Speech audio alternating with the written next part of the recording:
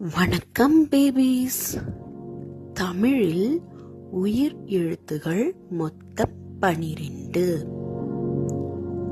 அ அம்மா, அரிசி, அணில்.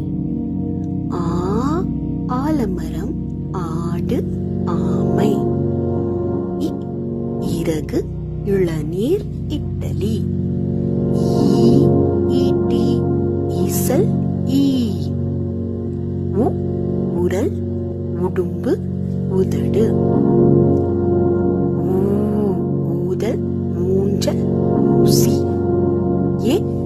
எறும்பு, எலி, எட்டு. ஏழு, ஏணி, ஏலக்காய்.